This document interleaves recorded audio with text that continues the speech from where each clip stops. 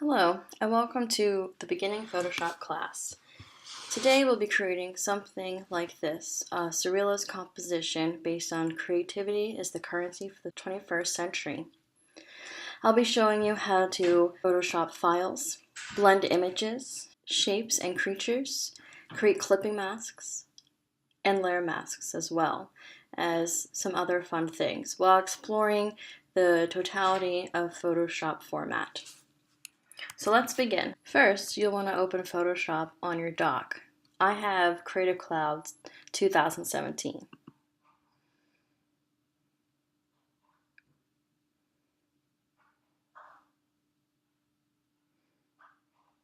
So as you can see, I've been working with many files. And if you've been working with several projects before, then it will look like this. So you can see that I've been working on these. To create new, or to open a file, you can simply come over here to your left-hand side, or you come to File, New, and Open. So let's create new. So I'd like to replicate what I just showed you previously.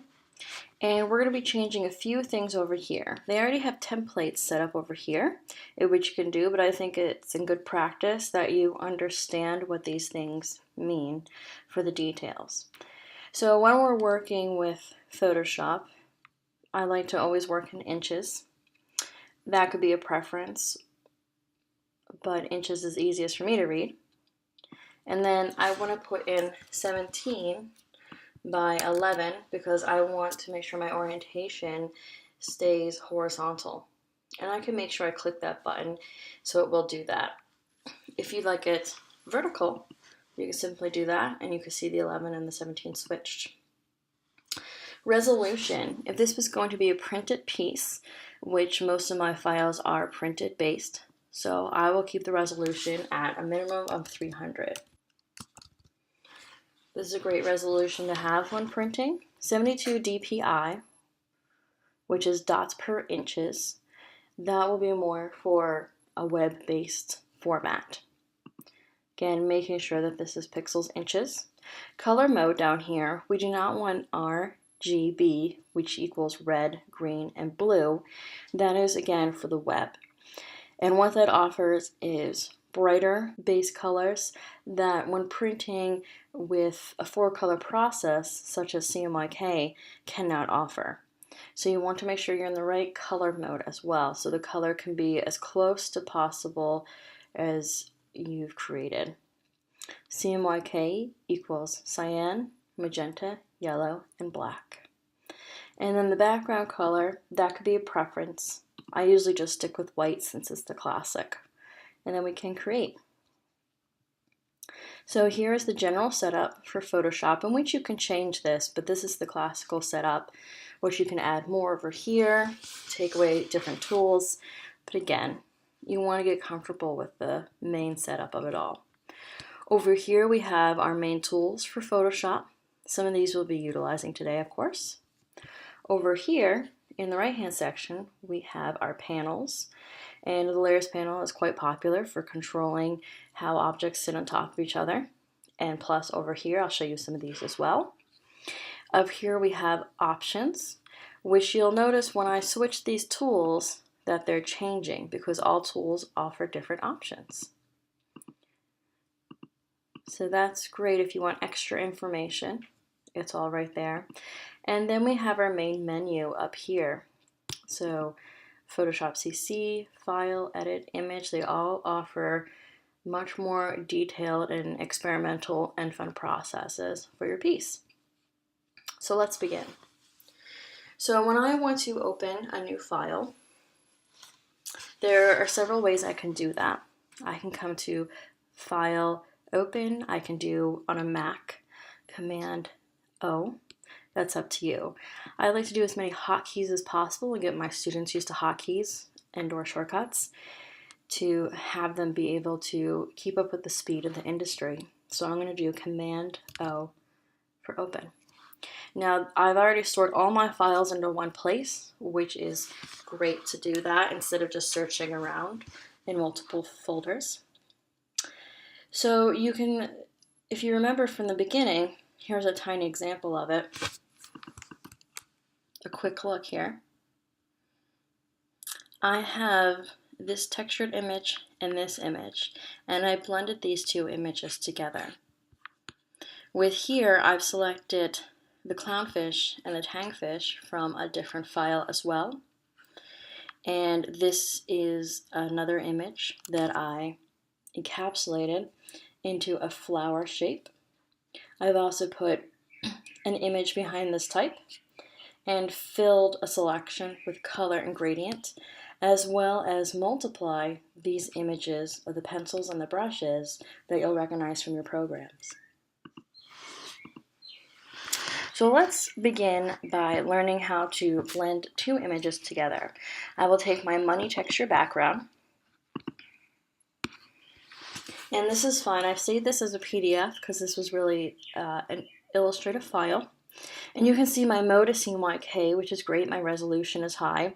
And though it is a bit small, I know because the resolution is high enough that it will be okay if I make it a little bit bigger. And I'm going to push OK. And this is one way that you can open. And you can see it comes up in a different panel. And how I can simply move it over is if I click down on my mouse or trackpad.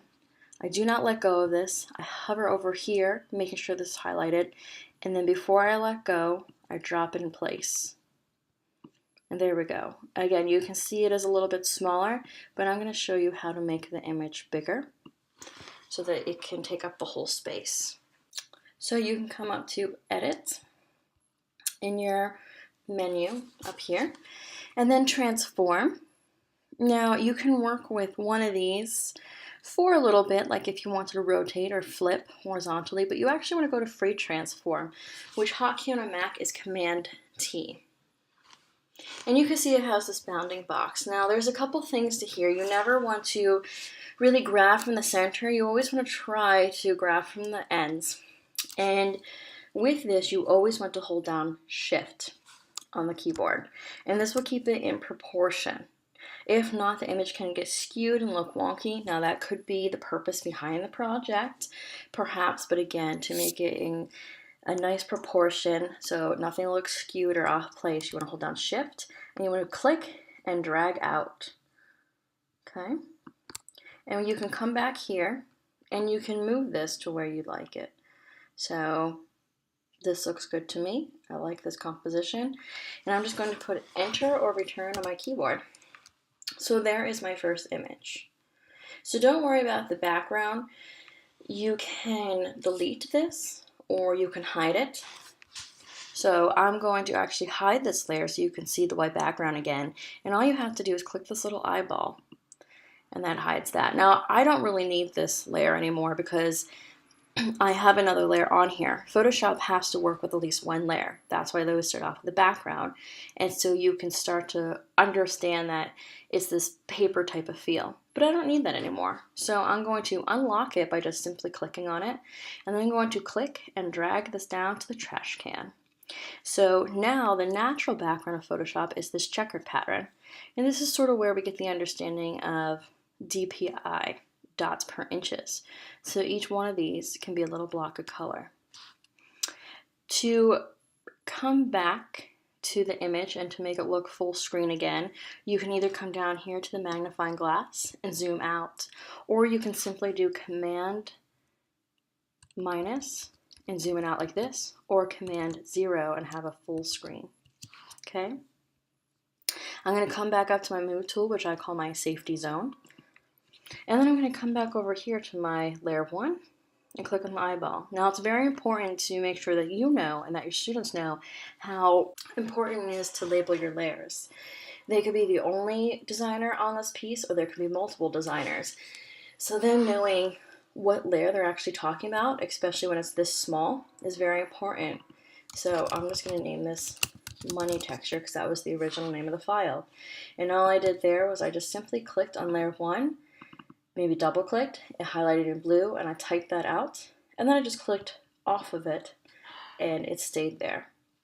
Now I can come back over here and I don't technically need this piece anymore. I'm done with it. I brought it over to my new document, so I'm just going to X out of that. Don't save, that's fine. Again, I don't really need this for next time. And I'm going to open my other one. So again, you can go to File, Open. You can go to Command O, or what I can also do is come here and then simply have my image, take a hold of it, drag it, and do it right on the icon of Photoshop. And I can open it that way as well. Multiple ways to do it, it's really up to you. Now, even though this is technically a locked layer, if I was in this panel, I really couldn't do anything with this because it's locked. But because I'm just simply dragging it over, I still have that power. So again, bring it over here. Again, this is much smaller, and usually you'd want a little bit more high quality piece, but I did make my composition large by making a 17 by 11, and this is just a practice piece. And I want you guys to practice being able to make your images bigger or smaller at your will. So again, Command T, Edit, Free Transform, holding down Shift, and we're going to start to learn how to blend images together. Okay? So what you want to do with this, you want to sort of layer them on top of each other. Again, click Enter or Return, because you're blending both of them together. Now I'm actually going to open my original Photoshop file so you can sort of see where we're at as well. Well, there we go. So you can see my layer process here, and also how I labeled everything, and my cloud back down here, and my texture. So this might look a little awkward right now, but I promise you it will make sense in just a few minutes. So again, I don't need this piece particularly anymore, so I'm just going to click out of it. And here's my new document. So depending on how you want to layer, depends on which one you want on top. So whichever image you sort of want to blend into the other, that's the one you want to have a layer mask to. A layer mask is right down here in your layers panel, and to me it honestly looks like a little Japanese flag, so that's how I remember it. Or you can just simply think of a rectangle with a circle in it, but it is a layer mask. Okay, so I'm adding that to my money.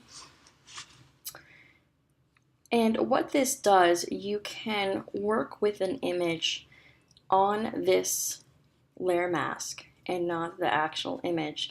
And you can perform certain things like blending images together, or even using the blend tool to sort of give an erase sort of effect to the image without damaging the image. So I could simply delete this layer mask and it would simply go back to normal, which is a wonderful feature. So again, adding layer mask.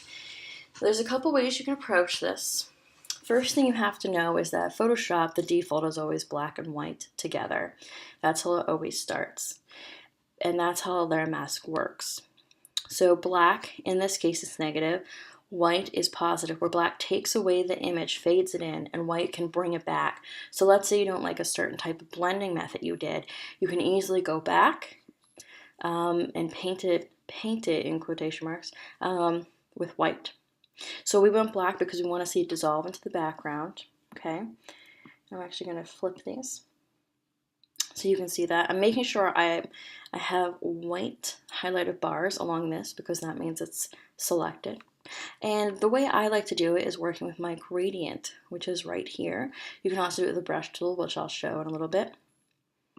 So again, making sure it's on this. Another thing you have to make sure of is that you have this selected with black on top. If the color is on top, that means it's the one being used. And we want black because we want to take away from the image. We also want to come up here and make sure in your options bar that it is a foreground background color. These colors will not work because, again, this method strictly works with black and white.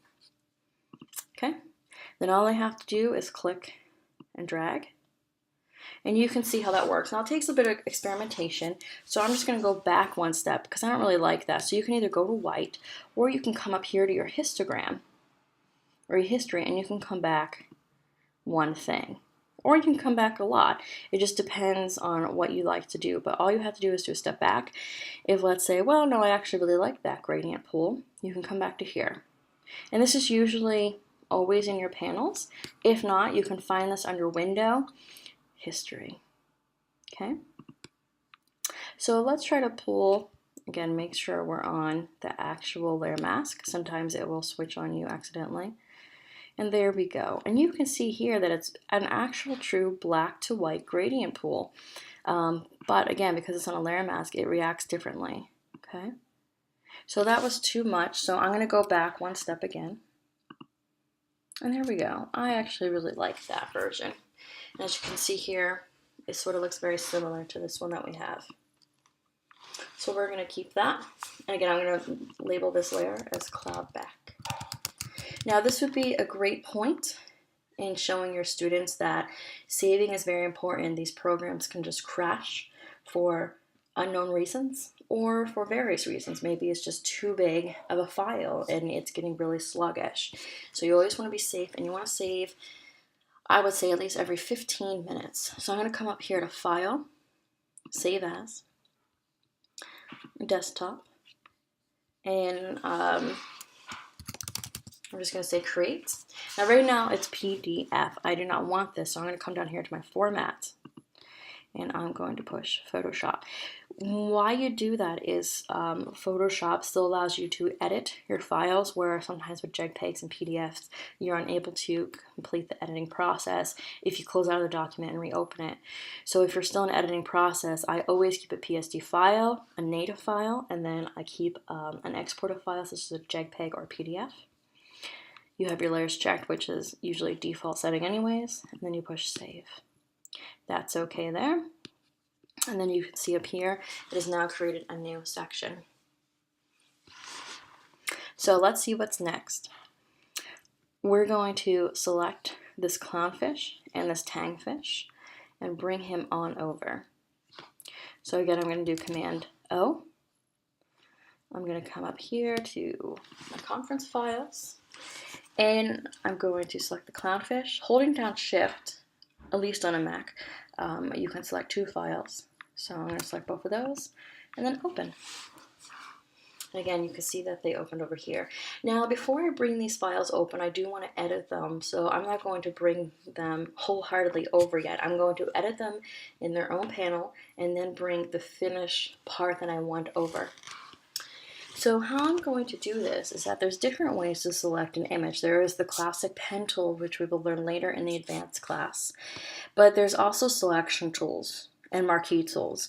So you can come over here, and let's say I wanted just a circle shape or a rectangle shape. I can come over here, I can click and drag, maybe holding down Shift to make sure the circle stays perfect. And if I wanted to, I can just drag this circle, this texture over. I can also take it, since I'm still in the marquee tool, drag it over. Maybe I want this kind of purple-yellow play with the funky eye of the tang fish. I can come over to Move. Now it's very important. You have to come from your marquee tool to your Move tool. And I'm just going to click and drag and bring him over. And there we go. And he just looks faded out because, again, he is beneath the blending of the two images. So I just brought him on top by simply just bringing him up or down. I click and drag him. You can see the mouse makes a little hand. And there we go. And then I can name him Tang. But again, I don't want just a circle. I want other things. So I'm actually going to just delete him by clicking and dragging him down. Now to deselect this, there are a couple ways you can do it. You can come up here to deselect. You can do Command D, deselect. Now I actually want to show you a couple ways that you can select with the lasso, the polygonal, and the magnetic tool. Now these all have their different structures, and I'm going to be providing a little example of how these work best. With the lasso tool, it's very independent and organic with your hand. So I don't like this one that much, but this is great if you have a Wacom or Wacom tablet. With the pen, you have more self-control. I usually just work on my trackpad with my fingers. So sometimes that can be challenging.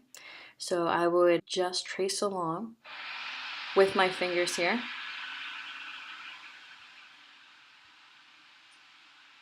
And I'm just holding down one finger on my trackpad, or with your mouse, you can hold down. And then just follow along. Okay? And again, I didn't zoom out enough, so it didn't capture the whole thing. So it actually closed off the selection for me. But if I were to move this over, that's what I would have. So I'm actually going to just delete that. Come back to my tag. Again, Command D, deselect, or select, deselect. And then my polygonal. Now this is great for more geometric shapes. So if you have buildings, or let's just say you want a true straight geometric shape, squares, triangles for your piece, that's great. But you can see there's no elasticity in this. So again, if I wanted this fun like sun ray texture fish thing, well, that's great. I can definitely get it here. But buildings, anything square, concrete that you want a little bit more control over, you can do that. So let's say this is what I wanted. Again, I'm just clicking and dragging. So click, drag, drag, click. And then you can see here, what's happening is that Photoshop knows that you're ending the piece. So it makes this little tiny circle around your tool that's like, okay, I'm ready to close off the selection, and I'll do that for you. So I click, and there we go. So again, I can come up over to my Move tool, which a hotkey for that is V, so you can see how my tool changed, and bring it over, letting it go. There we go. But again, that's not what I want. Now the next one is actually quite nice, where it is the magnetic lasso. This is great for when the color is very different, which purple and yellow is. So it will pick up on the yellow quite nicely. And this is a bit more sticky, so I don't really have to click and drag down my mouse and hold it. I just simply have to guide this along the edges. Now again, this works best with contrast. If this was a yellow back with a yellow fish, it wouldn't work as well because Photoshop will not recognize the edge pieces. But it does actually a very nice job at selecting the edge pieces. Now you see it didn't get all of that right. You can only do so much with this type of tool. But it's very organic. You just follow the line and just remember it's like a sticky web. But watch when I come here, it's less organic because again, it's basically yellow on yellow when I'm forcing it onto. It doesn't have that contrast, so it goes all color wonky on you. But along the edges, it did quite a nice job. Now, one of the tools I like, if I'm not using the pen tool, is actually the quick selection tool or the magic wand, but I find the quick selection actually much more significant. So what you can do with this is, one, you can make your brush size bigger. Now there's 2 ways you can do that, actually 3. You can come up to here. You can come over here. This will open your options for brushes, and I can just come up here and you can see that.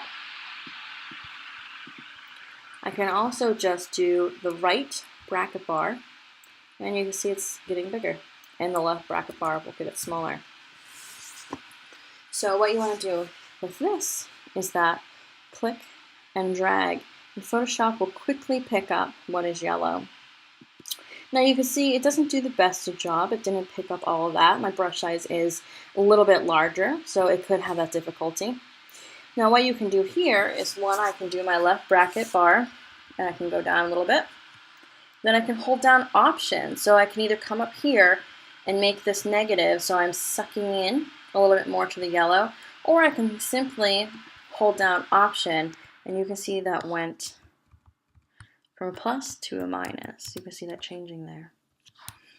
So I'm going to go minus, and I'm going to suck this in, and I can make my brush smaller, and I can suck it in some more. Again, this is a give and take. You can play with it. This is a hard piece too because it's almost purple. It's almost yellow-green, so you want to be careful of that. Okay, but it did a pretty good job overall.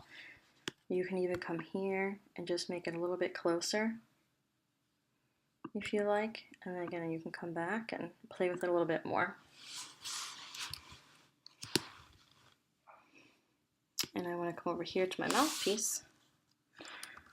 And again, you can make the screen bigger by either coming here or coming up and working with your Command plus or Command minus, or with your trackpad on a Mac by spreading your fingers to the far edges.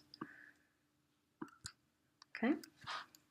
So to make this even a little bit more clean, I can then come up to select a mask. So what this does, it turned my whole purple or my inverse into the red, so I can see all my little cleanups that I need to do. You can come over here and you can work with some of these. So I can smooth it out a little bit. I can smooth it out a lot. You can sort of see that changing a little bit. You can feather it a smidge, which you can see how that does. So it gives us this outy kind of very phasey glow. So you want to be really careful with feather. It can look slightly pixelated. You can also do contrast. And you can do edge shift.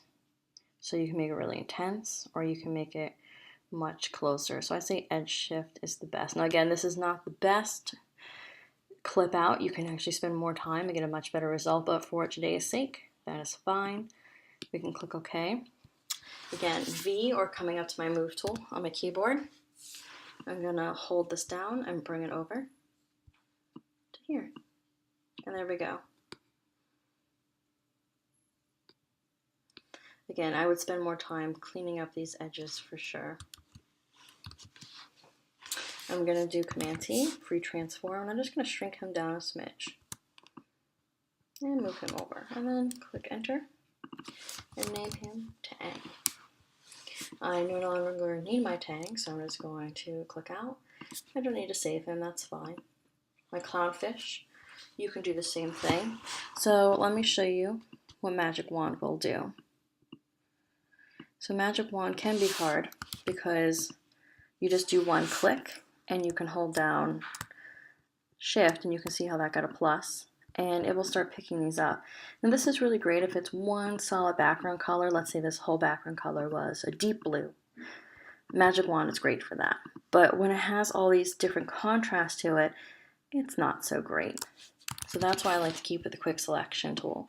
I feel like I have a lot more control and I just really like it.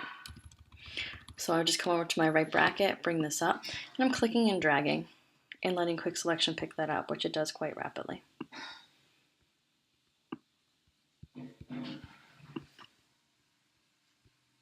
Okay. And you can even come here. I'll make sure that's selected. Make sure this is really low. And I can select that out and clean that up a bit. Get really nitty gritty there if I wanted to. Maybe I want some of this fin some more, so I'm going to come over here and I'm going to select more of this. Okay. And there we go. Again, you can come up to select a mask if you like, or if you think it's a clean enough move, feel free to go ahead and move it again, coming up to the move tool and moving this right over. And voila, and there's my little clownfish. Again, label the layers. No longer need my little clownfish. Don't save, and we're good. But I will save now. So again, a hotkey for that is Command S, and you can see it's saving, and it is all saved up, or you could have gone to File, Save As. Now let's come back to the original. So I've shown you how to blend images together using the gradient tool. I've also shown you how to select images. Now what we can do is work with a clipping mask. Before I move on though, let me also show you how you can work with both the gradient and a brush tool for your layer mask. So I want to again make sure this is on black and white. I want to come back over here and make sure this is selected. And let's say I want a little bit of a harder understanding with my gradient. So I can come up here to my brush tool. I like to keep it on soft. When you have hard, it really makes a very distinct blend, which in some cases is fine, but again, if you want a more organic blend, go down with your hardness, brush, I'm doing the right bracket, and then you can sort of see that I can really come in and make this more pronounced. So there's even maybe some traces of this up here. Maybe I don't want that, or maybe I do. So I can come back up here and fix that. Another thing you can do with Photoshop is that you can go a step backwards. You can either do that with Edit, Undo State Change, or a hotkey is Command Z. Now, if you needed to go back several steps, it would be Command Z and then Option Command Z on a Mac. So you can see my changes there, how I move the fish. So I'm going to move him back into place. I'm going to come back down here, making sure that I'm on this layer mask, black, coming up to my brush. And then I really like how this is, but maybe I want to get rid of this or make this a little bit more intense. So I can do that. And you can also change the opacity of it too, so it's not so bold, but I actually really like how I brought that out. Okay, so still a nice blend. If I want to bring anything back, I just simply toggle. That is also Command, or just X on the keyboard, and you can see me toggling. And I want white on the top, and so if I want, I can easily bring this back in. You can see though, it brought it in with the opacity of 100, and maybe I don't want that, so I can bring that down to 50, and you can see how much softer that is. So let's practice the Command Z, and I'm just going to go back several steps. So I don't need that anymore. And there we go. And you can see even on here, it was this beautiful light gradient from black to white. And now it is a very bold black, solid color for my layer mask. And those are two ways that you can work with that. Now what I'd like to show you is how to work with the clipping mask. So how I work with this image and I put it into this shape, which can be really fun. So I'm going to open a file, Command O, and bring in Flower Sunrise. Now again, I'm going to edit my image in here and bring it over. I'm not going to bring the whole image in and then edit over there. That can be too big of a mess. Something can go awry. So this is where you want to do it. So you can do this several ways. In our advanced class, we'll learn how to do it with the pen tool. But they already have pre-made shapes in Photoshop, which you can work with. So you want to come over down here, and it usually always will have this sort of squiggly blob at the bottom. But it could also look like one of these. Now I could keep it in an ellipse, I can keep it in a polygonal. Any of these shapes will work, but I want flowers in a flower shape. So I'm going to come over here to my custom shape. Now where do you ask where to go? I mean, it's not on the screen or anything, right? I have to come up here to my options. Remember, options holds a lot of secrets and special things that each tool can do. So I want to come up here to my shape. And I already have it on flower, but here are some other options for you to work with. So I have my shape here, and then I just click off. Now, you want to hold down Shift again, and you want to click and drag. And there's my shape. And it's filled in with white, and you can see up here, this is the fill color. There's no stroke. And I'm just going to move this shape. And just sort of wanted to make sure it has a nice flower in it. So, and if I don't want the shape that big, I can just do Command T, and I can make it smaller, which is really great too. And then click Enter. What you have to remember, and all I did there was unlock it, so I can move this with a clipping mask, is that you want the image to go into your shape. So you always want the image on top. Okay? Image needs to go into shape. Image needs to be on top to go into shape. And that's a good little saying to remind your students. And all I simply have to do is come over here, and I sort of have to hover between these two, and I hit Option on my keyboard, and making sure you're over here again. Option on my keyboard, just float around here, and it will pop up, and then all you have to do is click down. You'll see this white little piece of paper and a down arrow. That's the correct thing you're looking for. And then there we go. And you can see now that this has a little down arrow to reflect that it is a true clipping mask. Now what's great right now is that I can move this around. So let's say, well, I don't really like that bunch of flowers. Oh, but I really like this one. This one works great, okay? It has more flowers in it. I am able to move my image around, and you can see how it's moving around on the little thumbnail there. So again, you're going to move this image. This is the one I want. Yes, this is very nice. So if I was just going to move this right over then only the image would move because these are two separate layers. So what I'm going to do, this is my masterpiece, this is finished. I want to put these two together and bring it over as one congruent piece. So what I'd like to do here is make sure that one layer is highlighted, holding down Shift, clicking my other layer, so they're both highlighted here. And then I want to right click on a Mac is Control click. And then what I'd like to do is come down here and merge my layers. And there we go. So this is one layer. And I don't have to label this layer right now because I'm just going to move it over. But if I wanted to keep this file for later, of course I'd label it, keep it a PSD. But right now this is exactly what I want. So I'm just going to click and drag this over and pop it down here. Before I forget, I'm going to move him to the top. So just clicking and dragging. Just name him flower. And I sort of want to position him right there. Now, as you can see on here, I have him several different ways, and I'm going to show you how to do that. So again, I just want him a little bit bigger, so Command T. Making sure I have the layer highlighted, Command T. And I'm just going to drag him off a little bit. And that's how I sort of got that bleed off image look. And click Enter. Now, to make a copy of an image, there's several ways you could do that. The ones that I find the easiest is you can either make sure you're on the layer and then do Command J, which is a hotkey, and you can see an automatic copy came out, but you don't really see a copy. That's just because it's laying directly on top of the flower. If I just simply click and drag on top of the flower, there's my copy.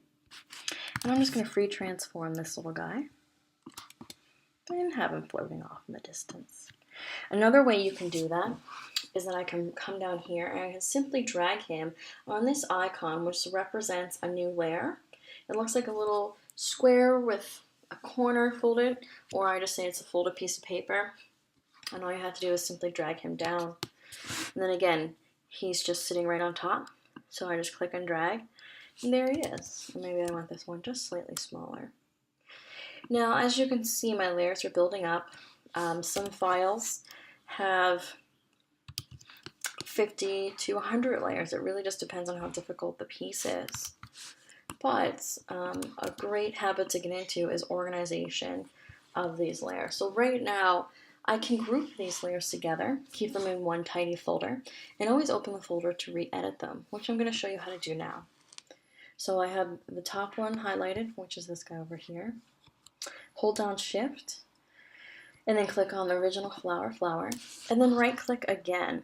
So again, on a Mac, that's Control click. And then group from layers. And then I'm just going to call this guy Flower Guys. Sounds good. And push OK. And then, of course, I forgot to label my clownfish. I'm going to do that now. So everything looks good. Again, File Save or Command S. So we have our blended images, we have our clipping masks, we figured out how to select images together. But let me show you how to bring in certain images with the color background. So I made pencil circle and brush circle in Illustrator, and Photoshop actually. I edit them in Photoshop, but then I worked my file in Illustrator, and I created a circular path in Illustrator as well. Again, these are CMYK coloring, even though they're black and white. I want them CMYK. And I'm just going to click our flower sunrise. I just don't want to save him, so that's fine. Now you can see they have a white back to it. Now, they're a little fuzzy, but that's also, they're at almost 350% there. So if we were actually at 100, they'd be fine. But there is another way that you can work around having a white back as well. You can select it, or you can multiply it into the background. So I'm going to take my pencil. I'm just going to make him slightly bigger. There we go, that's fine. And so if something like this happens where I accidentally went on this and shifted, again, you can just do Command Z. And if you want, because these are background layers, you can come over, make sure you're highlighted there, and click this, the lock button. And this way, especially if they're smaller pieces you're working with, you won't have any trouble, they'll stay in place. So now you can see that I click on those, they're not able to move. And I can just simply unclick, unlock them, and they can move again. So back to my pencil. I'm just going to put him right here. Now, again, if I don't want to work with the white, and this only works with a white back. If you have a color back, it's different. But a white back here, and I sort of want him to lay over here. That's a fun little shape.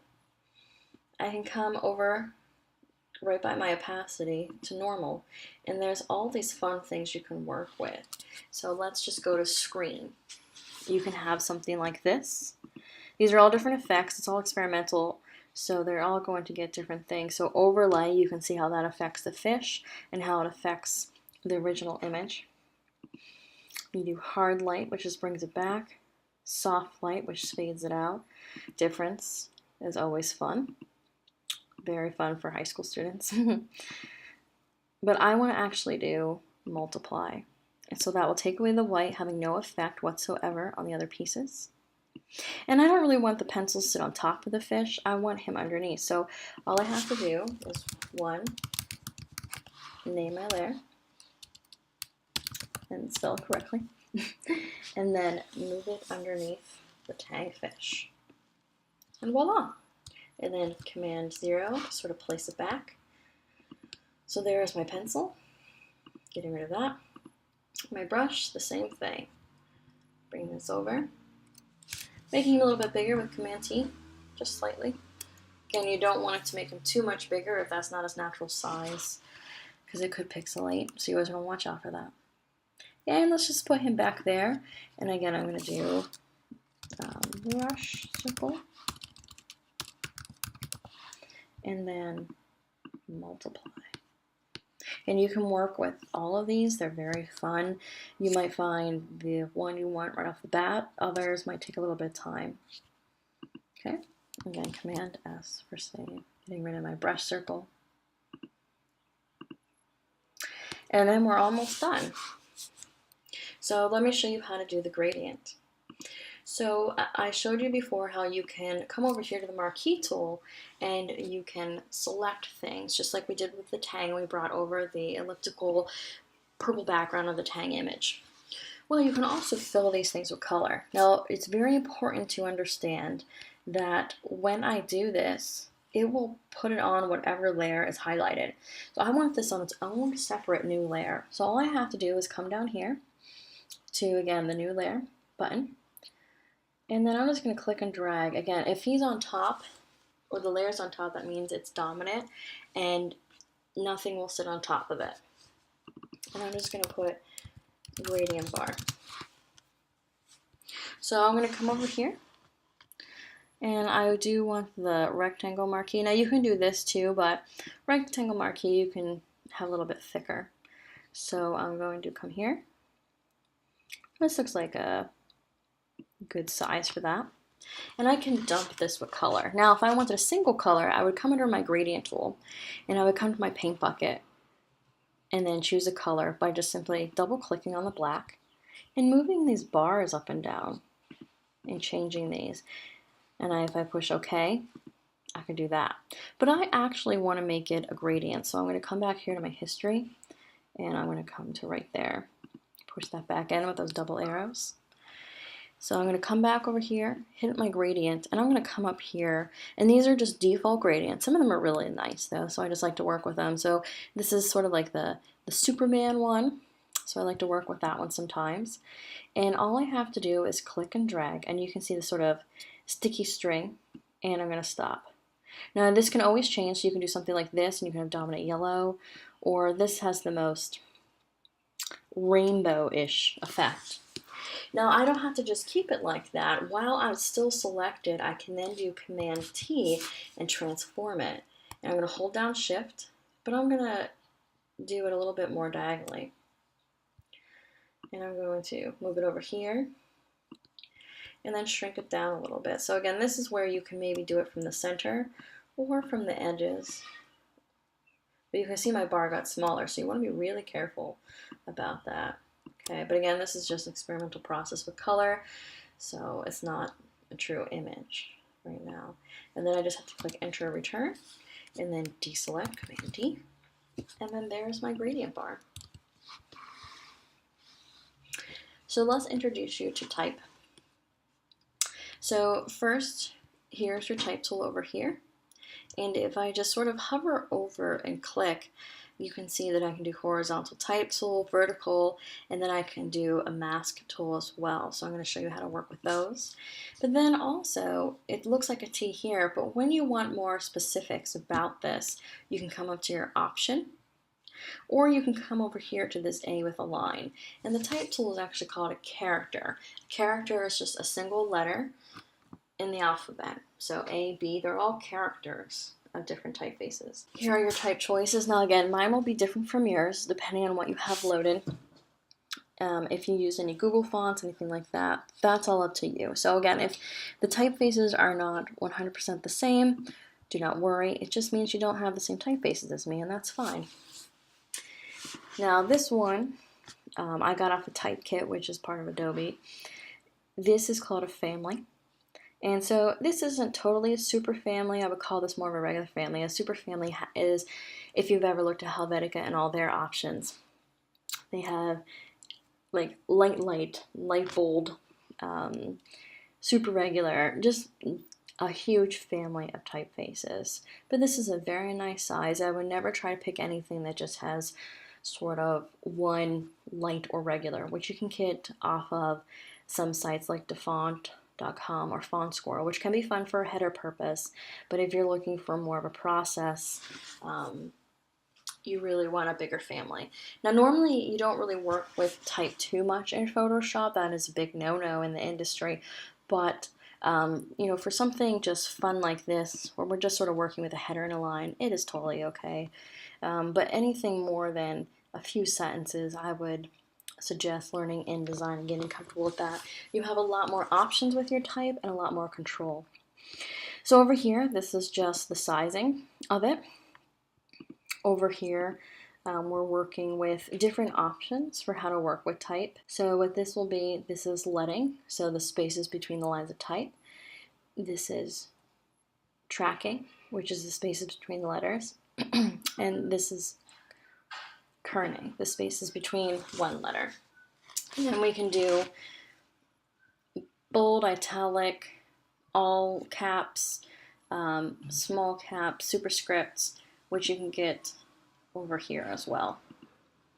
So I'm just going to do this typeface, which again you might not have, which is fine. And I'm going to do bold italic. There's two ways you can do this. Either you can just click once and start, or you can click and drag a box. I'm going to come back down here, click and drag a box. And what you'll notice with type is that it will make its own layer. Usually you have to create a layer for your pieces. So you've noticed every time we brought in an image, it's made its own layer. Or if I want to do the color bar, I made its own layer. But with type, it automatically creates its own layer for you. Okay, so spelling out creativity. Let's see, creativity is the currency for the 21st century. Okay, so I actually want to make this all caps, so I'm just going to come over here, and I'm going to come over here to this button right here, the two T's. And it's not big enough for me yet. So it goes up to 72 here, but actually if you just highlight this and you punch in a number, usually 150 is a safe zone, and then I come over here to move, you can have that control. I can actually also free transform it. You want to be really careful about that. And then click enter. So what I'm going to show you now is how to have that paint texture in the background. So I'm going to open a new file, which is my paint.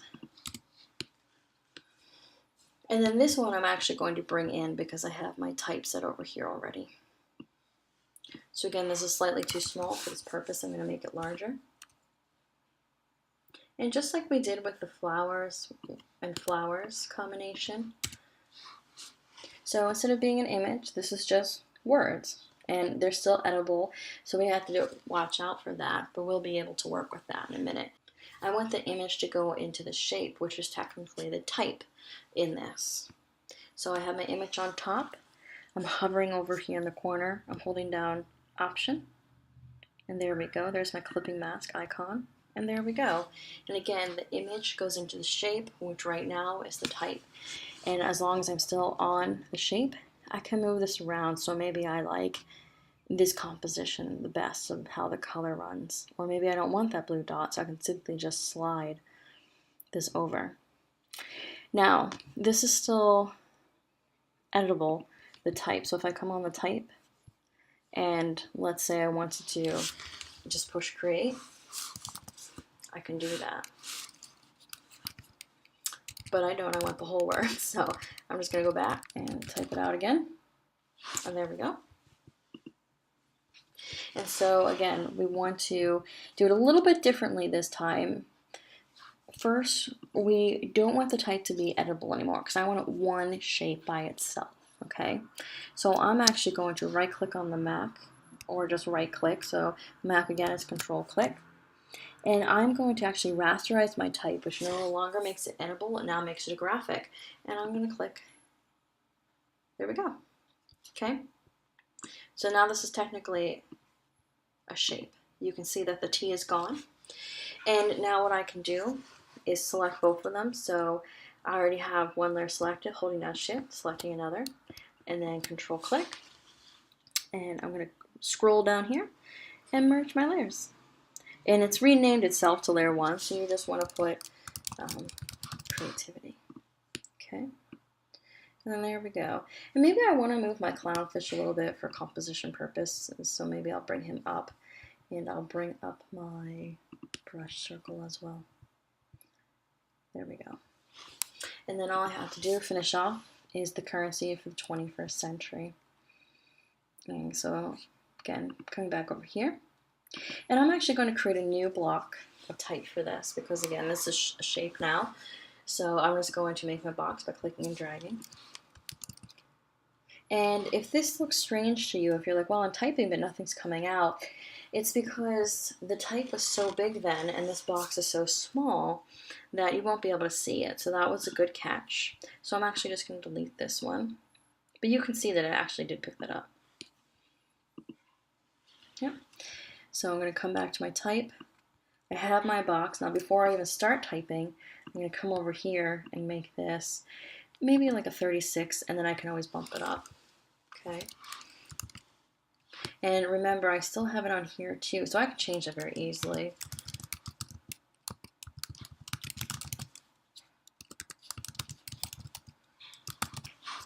So I'm just going to select all of this and then just click right off of that.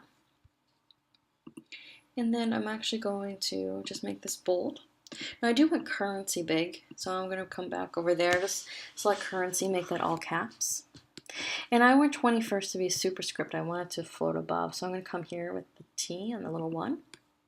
And I don't want this blue. It's not very seeable, so I'm just going to select this again, come over here, and then because it's about currency, money, well, let's make it green. A little bit darker green, and you can see how the CMYK breakdown is. And also they have RGB for you as well. And I can make this a little bit bigger, so let's just see how big I want to make it.